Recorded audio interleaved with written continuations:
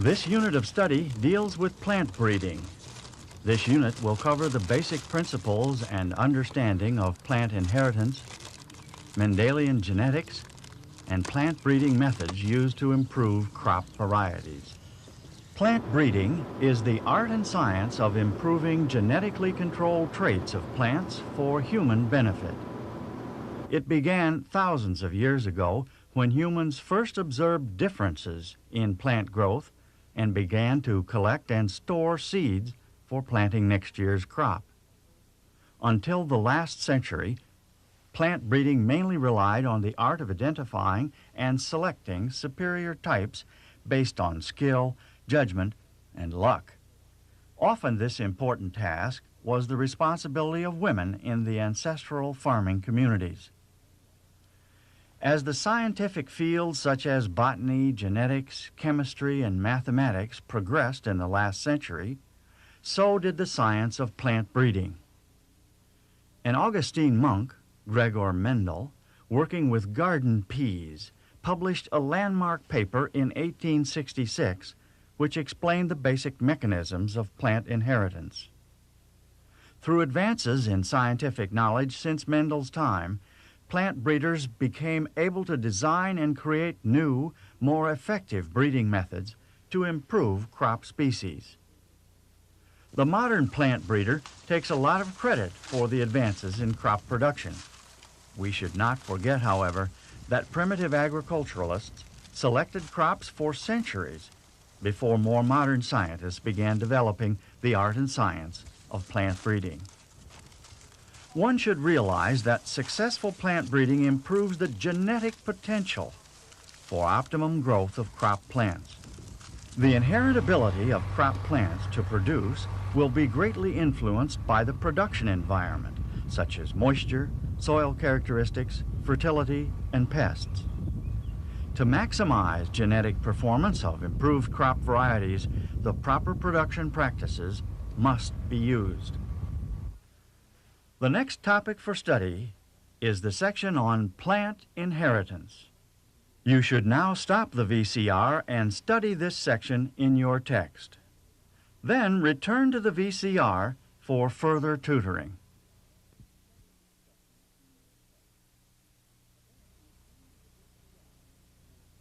The phenotype of a plant is the appearance and/or performance of the plant. In other words, it's what we see or observe in the plant.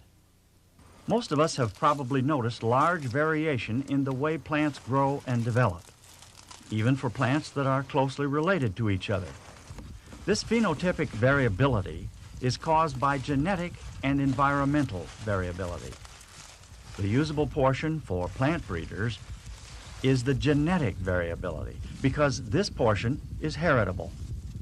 By selecting superior plant traits that are under genetic control, the desired traits can be passed on to the progeny.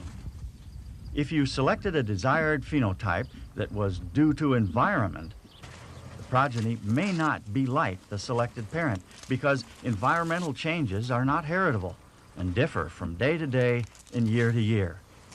In this case, selection for superior traits would not be successful. Each of the thousands of traits that make up the individual are controlled by genes. Genes are the basic unit of heritance that are passed on to new generations. All of the genes of an individual are contained in the chromosomes. Chromosomes are actually strands of DNA, which are composed of proteins and nucleic acids in encoded form that contain the complete assembly and operational instructions for the cell. Genes are segments of DNA strands that code for a specific trait. There are hundreds of genes on each chromosome, and each cell contains many chromosomes. The actual number of chromosomes among cells within a plant or species is constant, but the number will vary among crop species. For example, each normal cell in a maize plant has 20 chromosomes. Barley cells contain 14 chromosomes, while wheat cells contain 42 chromosomes.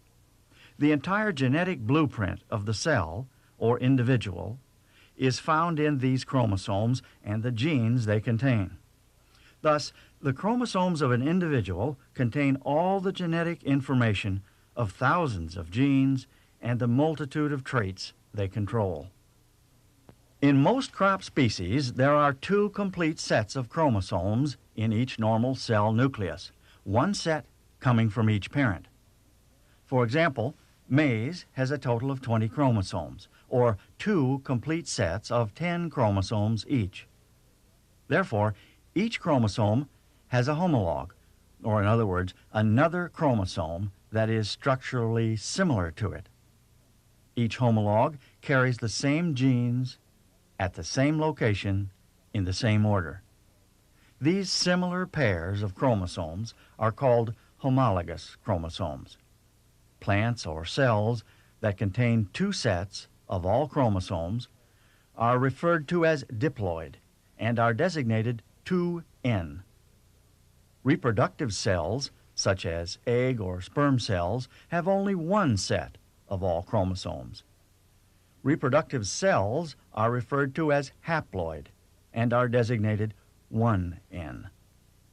Thus, a normal leaf cell of maize would be 2N, contain 2 complete sets of 10 chromosomes each, and a total of 20 chromosomes. An egg cell of maize would be 1N, contain 1 complete set of 10 chromosomes for a total of 10 chromosomes. The term genome is used to describe a complete set of chromosomes. All diploid cells contain 2 genomes. For example, in a maize diploid cell, both genomes consist of 10 different chromosomes for a total of 20 chromosomes. A single chromosome contains many genes. The location or place that the gene occupies on the chromosome is called the locus. Loci refers to the locations of several genes. Because there are homologous chromosomes in the nucleus of a diploid cell, there are 2 copies of each gene, or a gene pair, for each trait at a particular locus. Each gene can have different forms of expression, called alleles. For example, a gene controlling flower color can have an allele for red flowers, another allele for blue flowers, and another for yellow flowers, and so on. Thus, a gene may have many alleles, but an individual plant has only 1 pair. Some alleles are dominant over other recessive alleles.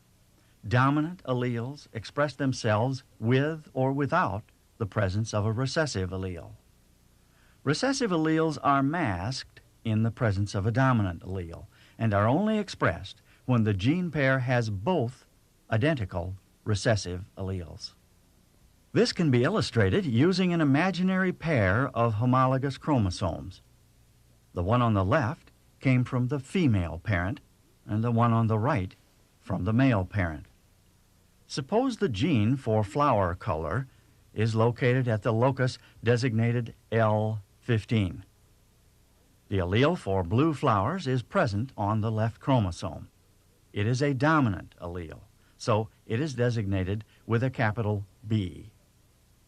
The allele for white flowers is present on the right chromosome. It is a recessive allele, so it is designated with a lowercase b. The gene pair for flower color for this individual plant would be big B, little b. The presence of the dominant allele in the gene pair would produce a plant with blue flowers.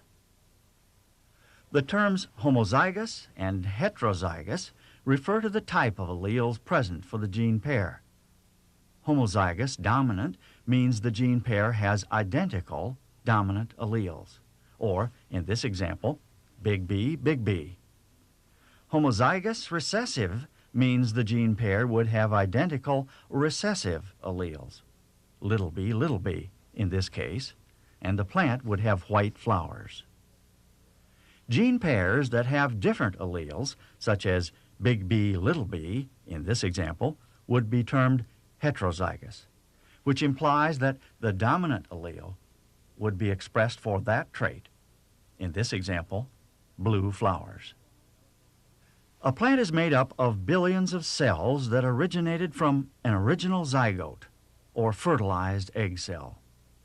These cells are called somatic cells and contain the normal chromosome number of the species.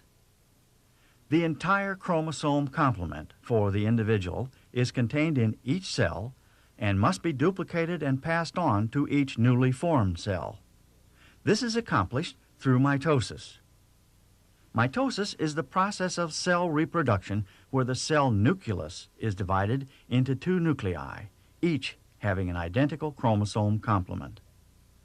This process of genetic duplication occurs billions of times during the life of a crop plant. And since each cell is replicated from a previous one, all of the plant cells will contain the same chromosome complement. Gametes, or reproductive cells such as egg and sperm cells, are formed from meiosis during the sexual reproduction process in crop plants. Meiosis is a process of cell division where the normal diploid number of chromosomes is reduced in half. Gametes, therefore, are haploid, or 1N, and have one complete set of chromosomes instead of the normal two complete sets of chromosomes found in diploid somatic cells. The formation of haploid gametes through meiosis is extremely important because upon fertilization of the egg and sperm, the normal diploid number of chromosomes is restored in the zygote. Without meiosis, chromosome numbers would keep doubling with each new generation and be lethal to the plant. Most crop plants are sexually reproduced, meaning that male and female gametes are formed and united with each other during fertilization. This union produces a new individual zygote cell, which then multiplies and develops into the seed. Sexual reproduction can be divided into three steps: gametogenesis, pollination, and fertilization. During gametogenesis, the stamen and pistil, which are male and female reproductive organs of the flower, produce male and female gametes from meiosis and mitosis. The diploid microspore mother cell in the stamen meiotically divides, producing 4 haploid microspores. The microspore matures and the nucleus mitotically divides, producing a pollen grain with 2 haploid nuclei. One nucleus in the pollen grain is called the generative nucleus, and the other is called the tube nucleus. The pollen grain is now mature and ready for transport.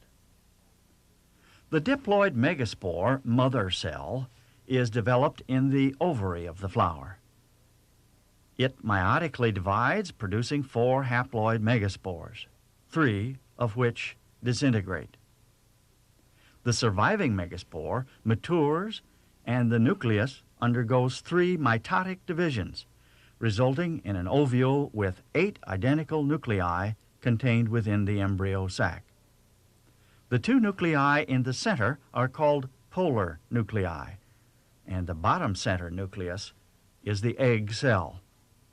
The mature ovule is now ready for fertilization. Pollination is the transfer of pollen from the anther to the stigma of the flower. Pollination may be accomplished by wind in wind-pollinated crops, by bees or other insects in insect-pollinated crops, or simply by gravity, where pollen from the anther falls on the stigma within the same flower in self-pollinated crops. When pollen lands on the stigma, the process of fertilization begins. The tube nucleus in the pollen grain begins to digest a pathway, or tube, through the style into the base of the ovary. At the same time, the generative nucleus undergoes another mitotic division, forming 2 identical sperm nuclei which travel through the tube and enter the ovary. One sperm nucleus unites with the egg cell to form the diploid zygote cell, which continues to develop into the mature embryo of the seed. The other sperm cell unites with the two polar nuclei to form the endosperm cell. This is called triple fusion. In this process, 3 haploid nuclei are fused together to form a triploid, 3N, endosperm cell. The endosperm cell continues to mitotically divide, producing more endosperm cells, each having 3 sets of chromosomes or genomes, 2 from the maternal parent and 1 from the paternal parent. The fertilization process in seed formation is called double fertilization. One fertilization is the union of the sperm and egg nuclei to form the embryo. The other fertilization is the union of the second sperm and the 2 polar nuclei to form the endosperm.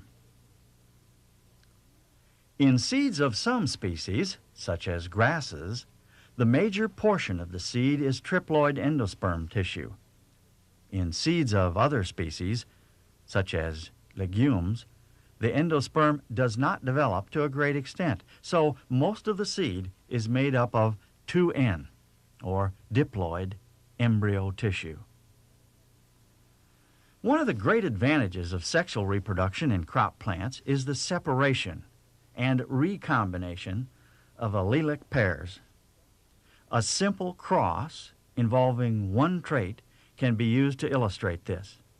The genotype for the female parent on the left is big T, little t, and for the male parent on the right, big T, little t. Through gametogenesis, or gamete formation, the alleles of the gene pair separate into haploid gametes. The possible genotypes of the female egg are either big T or little t. The possible genotypes of the male sperm are also big T or little t. During fertilization, the random union of male and female gametes can give rise to different genetic combinations of new individuals. The offspring may be big T, big T, little t, or little t, little t. Through sexual reproduction, alleles were isolated and segregated into gametes and recombined into new combinations of alleles during fertilization. This process can provide new genetic variation from which plant breeders can select superior genotypes. To understand the breeding strategies and the difference between self and cross-pollinated crops, it's important to understand the effects of selfing, or inbreeding, over time on the segregation and recombination of alleles. Using the same letter T as used in the previous example, let's assume that the trait is plant height. Big T is dominant for tall plants, and little t is recessive for short plants. The first cross is a hybrid cross between genetically different parents. The female parent on the left is homozygous dominant for tallness, or big T, and the male parent on the right is homozygous recessive for shortness, or little t.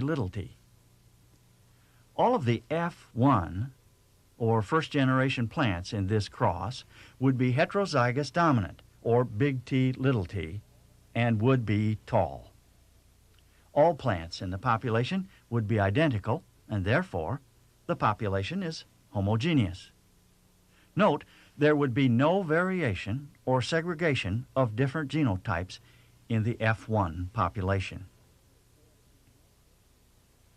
To generate the F2 population, all F1 plants would be self-pollinated. Thus, the genotypes of both the F1 female and the F1 male would be big T, little t. The F2 progeny would segregate into a 1-2-1 ratio.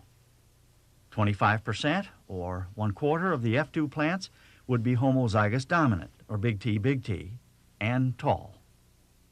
50%, or 1/2, would be heterozygous dominant, big T, and tall. And 25%, or 1/4, would be homozygous recessive, little t, and thus short. The F2 population has segregated into a mixture of plants with different genotypes. Therefore, the population is heterogeneous. Note that by selfing, the heterozygosity of the population was decreased from 100% in the F1 to 50% in the F2.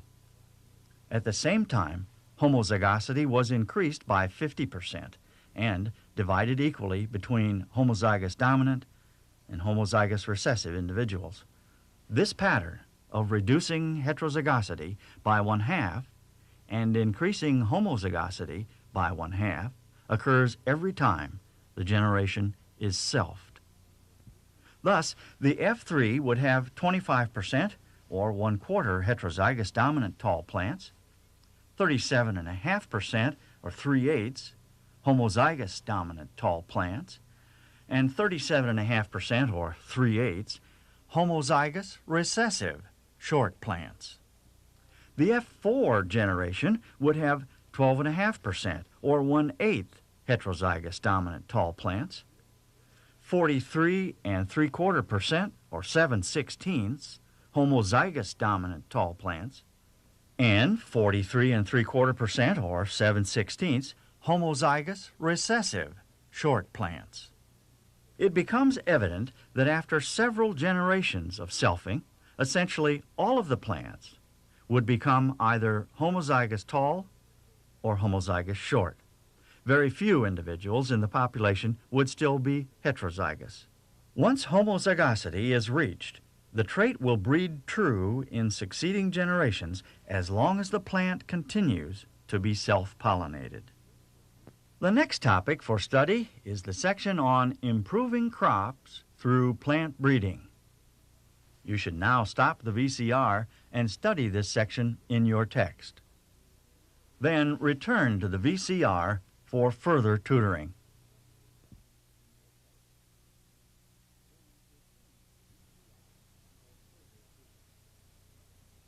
Plant breeders have many different goals or objectives in their efforts to improve crops. Some concentrate on yield improvement or pest resistance. Others may try to improve the plant's ability to hold seed during harvest time or to improve stalk strength.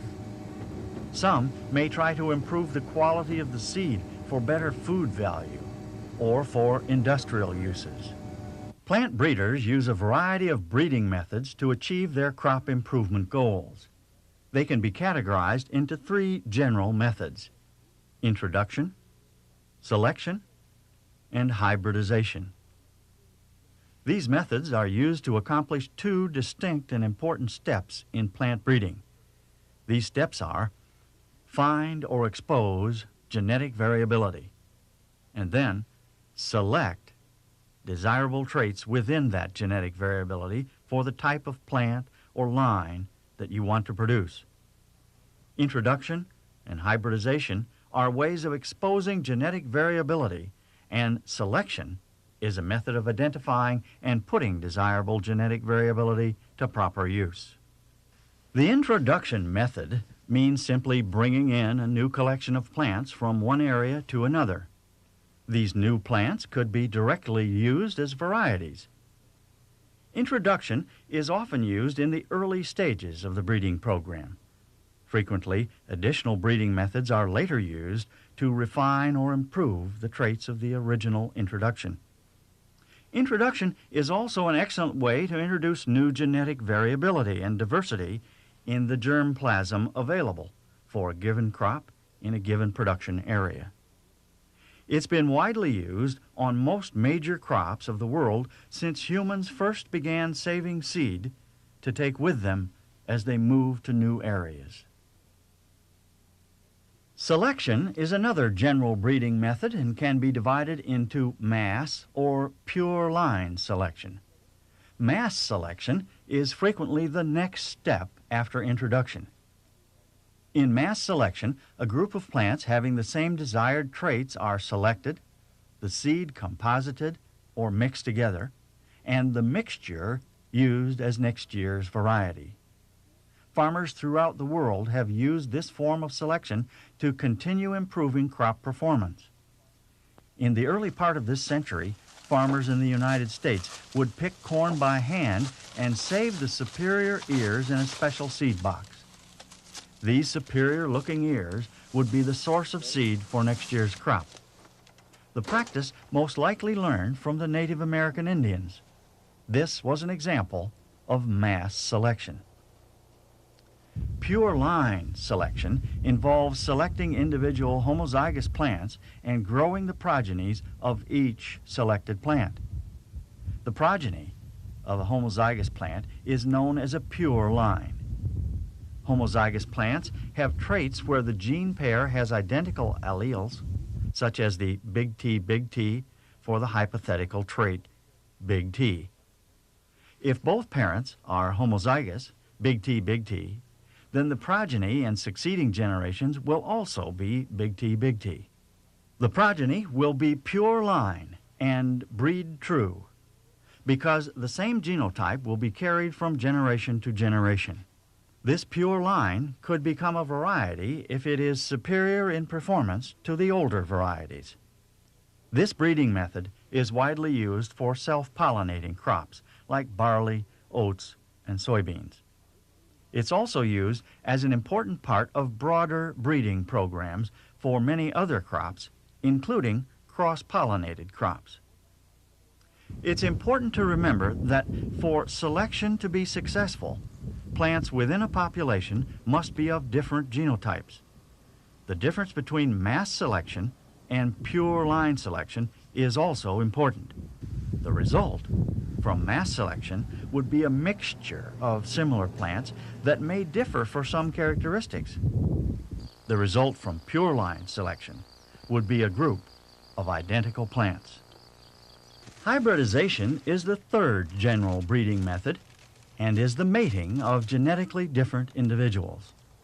This can be accomplished by artificially transferring the pollen of the desirable male parent to the stigma of the desirable female parent.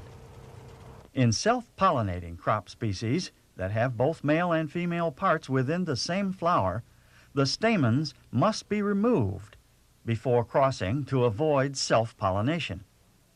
Hybridization of existing varieties, lines, or plants, allowing recombination of alleles and genes for different traits in the offspring, is a way to expose genetic variability. Selection would be the next step after hybridization to identify and select the desirable genotypes. Hybridization can be used for different purposes.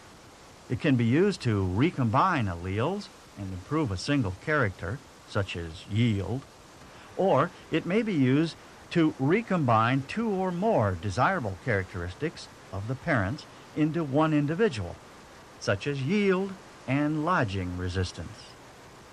Hybridization can also be used to produce an F1 hybrid that expresses heterosis or hybrid vigor over that of the parents. This is often used in maize breeding to improve maize varieties. To illustrate hybrid vigor, suppose high yield actually was caused by the presence of dominant alleles at 4 loci. By crossing parent 1 that had high yield genes at loci 1 and 2 with parent 2 that had high yield genes at loci 3 and 4, we would be able to produce an F1 hybrid that had one dominant allele for each of the 4 loci, giving extremely high yield.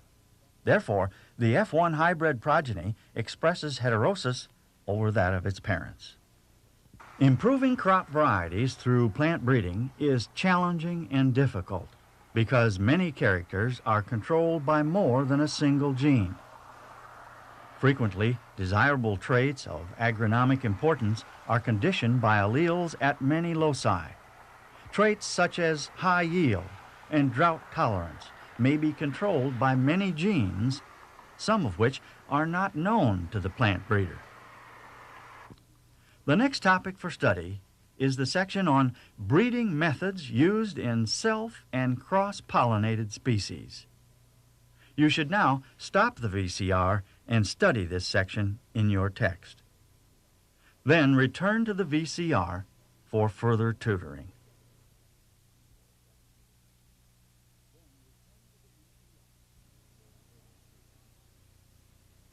Knowing whether a crop species is normally self or cross-pollinated is essential to plant breeders.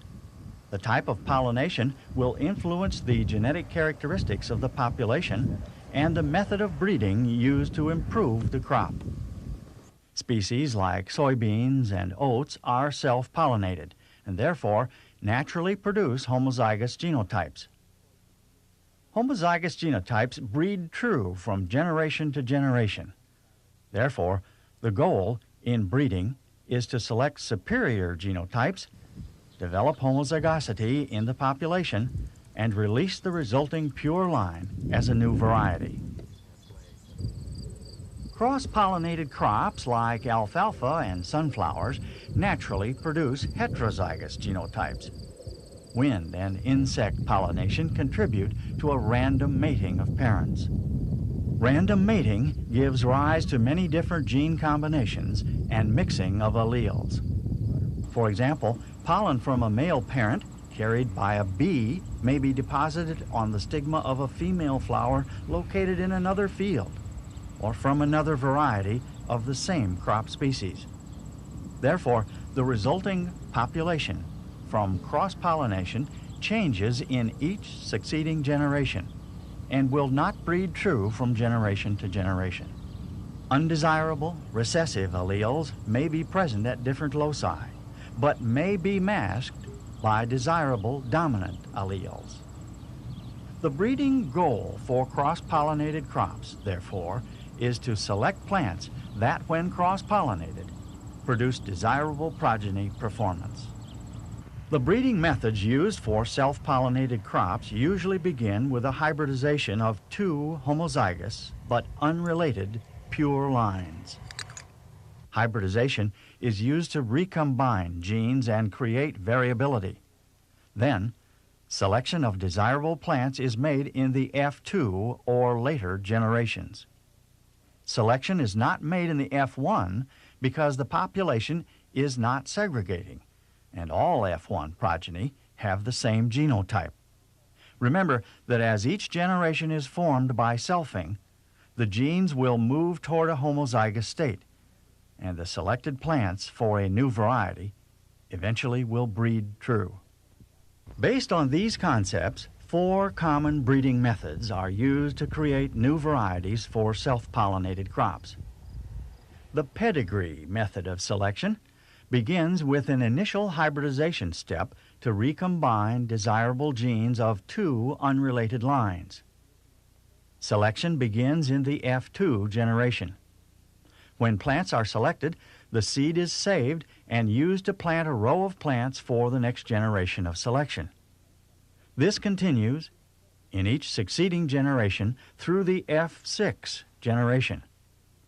The remaining plants that survive this selection procedure and are good candidates for possible new varieties are subjected to yield trials to determine their yielding ability. The highest yielding selections are then identified and the seed supply increased for cultivar release. By this time, the selected plants have gone through 11 or more generations of selfing and will be homozygous pure lines that will breed true. Each line developed this way has a definite pedigree which can be traced back to the originally selected F2 plant. This method is often used for readily observable traits, but requires a lot of hand labor and expense because selection begins early in the breeding program. The bulk method of selection is similar to the pedigree method of selection, except that selection begins in the F6 generation. Prior to the F6, all plants in the generation are harvested in bulk, and a representative sample of seeds is used to plant the next generation. After F6, yield trials and seed supply increase steps are conducted in the same fashion as the pedigree method. Because selection does not begin until the F6, labor and expense is lower for the bulk method of selection. The single seed descent method of selection is similar to the bulk method of selection, except that a single seed from each plant in the generation is saved and grown to produce the next generation. This is in contrast to the bulk method, where all seed is harvested in bulk and a sample is used to plant the next generation. Like the bulk method, selection begins in the F6 and yield trials and seed supply increase follow. This method is especially useful to speed up the inbreeding process. Because the plant only needs to produce one seed, small plants can be grown in the greenhouse or growth chamber. In this manner, 2 or more generations can be grown per year, greatly decreasing the amount of time necessary to develop and release new varieties. The fourth method of breeding used in self-pollinated crops is the back-cross method of hybridization. It is used to transfer desirable genes from a donor parent into an existing good variety. This method allows a breeder to improve an existing variety that is weak in one or more characteristics while maintaining its desirable characteristics. The initial step, like the previous methods, is hybridization. The donor parent is crossed with the existing variety to allow the superior genes to move into the F1 progeny. Then, the F1 progeny is mated back to the existing variety. This is called back-crossing. The progeny from this cross is called the BC1, meaning the first back-cross progeny. Desirable plants in the BC1 generation are identified and again back-crossed with the existing variety. This procedure continues until the fourth back-cross progeny is obtained. In this breeding scheme, the existing variety is called the recurrent parent because each generation from the F1 to the BC4 is back-crossed to the original existing variety. The donor parent is only used once in the initial hybridization cross. The next step is to select the desirable plants in the BC4 progeny and allow them to self-pollinate. This step will allow the population to segregate, enabling the plant breeder to select plants that are homozygous for the desired traits. These plants will breed true for succeeding generations and can be used as new varieties. This method is widely used to transfer desirable genes of another plant or line, such as disease resistance, into an established variety. By back-crossing to the recurrent parent and using proper selection procedures, the new variety will be nearly identical to the original variety, but will have the new desirable genes. In cross-pollinated species, the random mating of parents results in populations with heterozygous genotypes. Therefore, varieties will not breed true from generation to generation. Breeding methods are used to identify and develop parental lines that, when cross-pollinated, will produce superior progeny. 2 major methods are used to accomplish this: producing F1 hybrid crosses and developing synthetic varieties. Producing F1 hybrid crosses is used on crops such as maize, in which cross-pollination can be controlled on an economic and commercial scale, and where the F1 hybrid expresses heterosis over its parents. One of the first steps in producing an F1 hybrid variety is to produce homozygous inbred lines. These inbred lines are produced essentially by the same methods used to produce varieties of self-pollinated crops, except that controlled self-pollination is necessary in cross-pollinated crops. Inbreds used as parents to produce the F1 hybrid are selected for superior agronomic traits and the ability to produce superior progeny exhibiting hybrid vigor or heterosis. Once the female and male inbred parents have been selected for the hybrid cross, commercial-scale seed production is undertaken. In hybrid maize seed production fields, female inbred parents are grown in rows adjacent to the male inbred pollinator rows. Female inbred plants, because they also form tassels, must be detasseled to prevent self-pollination and to ensure pollination from the desired male inbred. Female plants can be detasseled by hand, by machine, or by combinations of both. Because the maize plant produces male flowers in the tassel at the top of the plant, away from the female flowers located in the ear shoot, it's feasible to detassel female plants on a commercial scale to force the desired female-male inbred cross. The seed produced on the female plants is the F1 hybrid cross.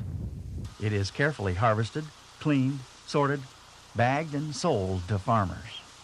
When the F1 hybrid is a cross between two homozygous inbred lines, the hybrid seed sold to farmers is called single cross seed. Single cross seed has identical genotypes and will be homogeneous and uniform in the farmer's fields. Farmers do not save seed for next year's planting because the plants would self-pollinate, forming an F2 generation that segregates into undesirable genotypes. Genetic male sterility is used to make commercial-scale hybridization possible for many crops where hand or machine removal of the male flowers is not feasible. For example, many cereal grains have both male and female parts located within the same flower. Thus, self-pollination is possible and likely. Genetically male sterile plants produce flowers that have sterile pollen, preventing self-pollination of the same flower or another flower on the same plant. Hybrid grain sorghum, for example, is produced using genetic male sterility. The female inbred plants are genetically male sterile, forcing hybridization with the male fertile inbred plants. The other breeding method, developing synthetic varieties, is used when controlling cross-pollination to produce F1 hybrids is not feasible economically or commercially. This may be due to insect pollination, the lack of suitable male sterility mechanisms, severe inbreeding depression when making inbreds for hybrid crosses, or other factors. Because pollination cannot be controlled to produce F1 hybrid varieties, the objective of producing synthetic varieties is to select agronomically superior parents that, when open-pollinated or randomly cross-pollinated with each other, produce superior progeny. The initial step is to select 200 to 400 superior plants from a source nursery that contains thousands of different plants. Vegetative cuttings are made from the selected plants to produce rows of identical plants called clones. The rows of cloned plants are further evaluated and the selection of desired plants is narrowed. The selected lines are clonally reproduced in another location and allowed to randomly pollinate each other, followed by a progeny test. This is called a polycross test and is used to test the combining ability. Combining ability refers to the ability of lines to produce superior progeny when randomly cross-pollinated with each other. Based on the polycross test, the selected clones are narrowed to as few as 4 or as many as 50, which will be used in the new synthetic variety. The remaining step is to produce enough seed for varietal release. The selected clones are planted together in a new location and allowed to randomly cross-pollinate with each other. The seed is harvested, cleaned, and bagged for varietal release. A synthetic variety, therefore, is really a mixture of seeds from clones that have superior agronomic traits and produce superior progeny when randomly cross-pollinated with each other. This breeding approach helps ensure that the seed of a synthetic variety will germinate and grow into a healthy, productive crop. Heterozygosity remains in a synthetic variety because of continued cross-pollination in seed production fields. Because each plant is a hybrid that is the progeny of cross-pollination in the field, a synthetic variety makes use of a limited amount of heterosis or hybrid vigor. The next topic for study is the section on cellular and molecular genetics. You should now stop the VCR and study this section in your text. Then return to the VCR for further tutoring.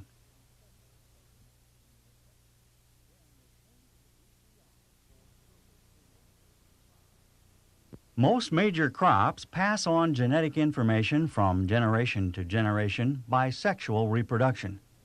Seeds produced from this sexual union between male and female parents represent the genetic package for the new individual offspring. However, the genetic exchange through sexual reproduction and seed formation normally occurs only among closely related plants within a species. This is due to sexual incompatibility among plants across a species that prevents successful pollination or fertilization, or results in aborted embryos, sterility, or lethal aberrations in the offspring.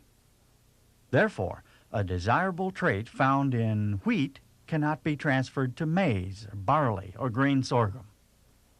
To overcome the limitation of sexual incompatibility among species for genetic exchange, techniques in cellular and molecular genetics are being developed. 3 general tools being used to transfer genetic information at the cellular and molecular levels are plant cell and tissue culture, somatic cell hybridization, and genetic engineering. Plant cell and tissue culture refers to the use of plant cells or tissues to regenerate a new plant. This method shortens the generation time because seed formation is not required. The genetic material can be passed on to a new plant from the genetic contents of the cell or tissue used to regenerate the new plant. Some species have self-sterility, preventing seed formation when self-pollination occurs within the flower. Therefore, plant cell and tissue culture can be used to avoid problems of self-sterility and loss of seed formation among certain crop species. Somatic cell hybridization refers to the fusion of cell protoplasts from normal diploid or somatic cells that are genetically different from each other. Whole plants are then cultured and grown from the fused cells. Thus, new genetically different plants may be developed without the normal requirements and limitations of pollination, fertilization, and seed formation. Genetic engineering refers to the identification, isolation, duplication, and insertion of genes or pieces of DNA from the chromosomes of one individual into another. Genetic engineering is also referred to as gene transfer or gene splicing and recombinant DNA technology. By identifying the genes or sections of DNA that determine the desirable trait and transferring them directly into the appropriate section of the chromosome of another species, the limitation of sexual incompatibility among species can be avoided. Thus, genetic exchange of desirable traits may be possible over a wide range of plant species. The last topic for study is the section on concerns and considerations in molecular genetics and plant breeding. You should now stop the VCR and study this section in your text. Then return to the VCR for further tutoring.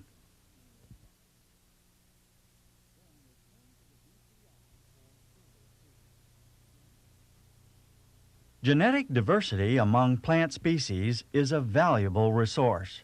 A wealth of genetic information can be found in the diverse array of inherited traits contained in genomes of thousands of plant species evolving over thousands of years. This genetic information is a story of the past and the potential for the future. Modern agriculture and plant breeding efforts have primarily focused on a narrow range of plant species. Less than 20 species provide most of the world's food supply. Furthermore, of the popular crop species, Much of the genetic improvement has been developed from a narrow and similar genetic base. Thus, the world's food supply depends upon a relatively small amount of the genetic base contained in the plant kingdom. It is essential that we preserve the living hereditary properties of plant organisms. Germplasm refers to the hereditary properties of an organism. Collecting and preserving the germplasm of plants in the form of seeds is a means of preserving genetic diversity. Plant breeders and governments have undertaken efforts to collect and preserve germplasm of many crop species. Even so, many wild species and historical races of cultivated crop species have become extinct or are reaching extinction from agriculture and industrial practices. Extinction of a plant species also implies extinction of the valuable genetic information contained within that species, a resource that is non-recoverable. Much understanding and world support is needed to maintain and expand our germplasm collection of plant species for the benefit of humankind. Advances in genetic engineering and plant breeding have increased the concern for intellectual property rights. The trend in plant breeding programs and genetic engineering laboratories throughout the United States has been to patent new varieties, molecular breeding techniques, and genes that have been identified and isolated by advanced techniques. These scientific discoveries are referred to as intellectual discoveries and can be patented under the concept of intellectual property rights to protect the investment rights of the owner.